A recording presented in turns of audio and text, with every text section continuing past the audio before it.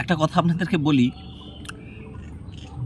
Pakistan Iran আমেরিকার যুদ্ধে মধ্যস্থতা করেছে।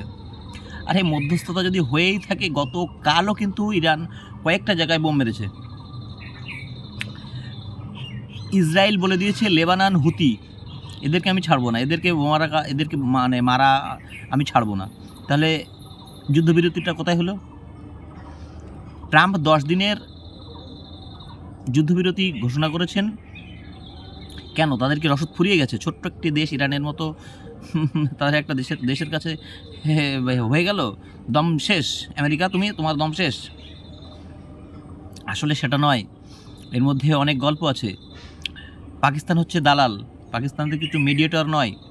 মিডিয়েটর আর মিডিলম্যান দুটোর তফাৎ ভালো করে আছেন। মিডিয়েটর হচ্ছে মধ্যস্থতাকারী, আর মিডিলম্যান হচ্ছে দালাল। পাকিস্তান হচ্ছে দালাল। আমেরিকা পাকিস্তানকে চাপ দিয়ে করাচ্ছে, যুদ্ধবিরতি করাচ্ছে, সমঝোতা করাচ্ছে, কিন্তু আমেরিকা বুঝতে পেরেছে তাদের অর্থ। দেখুন, আমেরিকার শক্তি কিন্তু কম নয়। আমেরিকা কিন্তু পারে ইরানকে বোমা মেরে বা আপনার ব্যাপকভাবে ক্ষয়ক্ষতি করতে পারে, কিন্তু তার নিজস্ব একটা অর্থনৈতিক একটা চাপে তো অলরেডি পড়ছে, তারপরে আরও তো পড়তে হতে পারে। কার্পেট বোমা মেরে দেখাচ্ছে ইরানকে শেষ করে দিতে পারে, কিন্তু সেটা করছে না। নিজেদেরও একটা পিছনে একটা ব্যাকআপ তো থাকার দরকার না? সেই ব্যাকআপটা বর্তমানে আমেরিকার নেই। ইউরোপের বহু দেশ চেয়েছিল ইন্ডিয়া মধ্যস্থতা করুক, কিন্তু ভারতবর্ষের বর্তমান যেসব আমলারা আছেন, যারা দেশ পরিচালনা করছেন, আমি কোনো রাজনৈতিক নেতার কথা বলছি না, যারা আমলা, সরকার গেলেও যারা দেশটাকে পরিচালনা করে যেসব আমলারা, তাদেরকে অসংখ্য ধন্যবাদ আর স্যালুট। তারা কিন্তু পুরোটাই জানে আমেরিকা কি করতে পারে। পাকিস্তানের বিদেশমন্ত্রী মোহাম্মদ ইশতাক, তিনি শিক্ষিত হতে পারেন, কিন্তু রাজনীতি তো তিনি বোঝেন না। কিন্তু ভারতবর্ষের বিদেশমন্ত্রী আর আমলারা যারা দেশ পরিচালনা করছেন, তারাও কিন্তু প্রচুর জ্ঞানী এবং প্রচুর অভিজ্ঞতা নিয়ে তারা কিন্তু আজকে এই দেশটাকে এতটুকু জায়গায় 13 নম্বর জায়গা থেকে 4 নম্বর অর্থনীতিতে ভারতবর্ষকে উঠিয়ে নিয়ে এসছেন।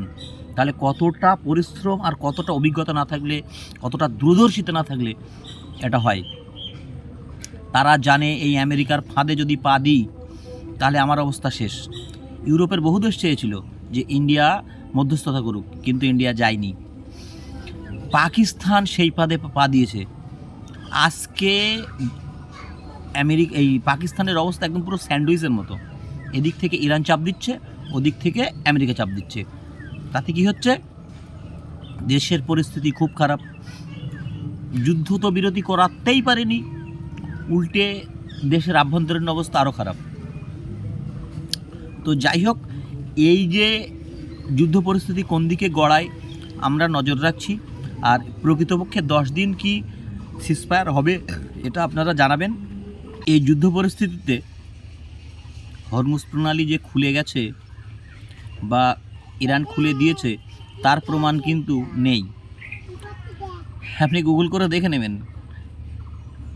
ইরানের যে বিদেশমন্ত্রী, তিনি বলেছেন যে আমরা পরিস্থিতির উপর নজর রাখছি, সবাইকে খুলব না, কিছু ছাড়া হতে পারে।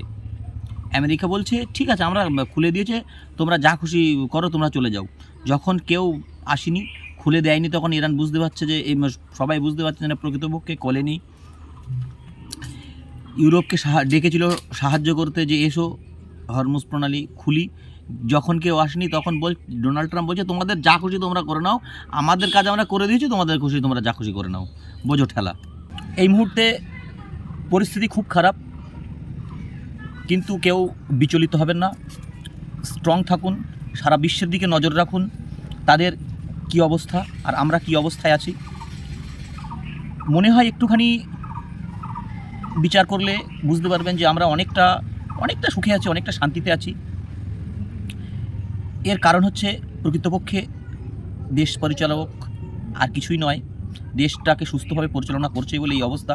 গ্যাসের দাম হয়তো একটু বেড়েছে, কিন্তু তেলের দাম এখনও তো বাড়েনি, পৃথিবীর সব দেশেই বেড়েছে, আমাদের দেশে বাড়েনি। কিন্তু যে প্রোডাক্টটা আমাদের সম্পূর্ণটাই বিদেশ থেকে আনতে হয়, আমাদের কোনো প্রোডাক্টই নয়, যারা উত্তোলন করছে তাদের দেশেই বেড়েছে, অথচ আমাদের দেশে এখনও পর্যন্ত বাড়েনি। আগামী দিনে কী হবে সেটা নজর রাখতে হবে।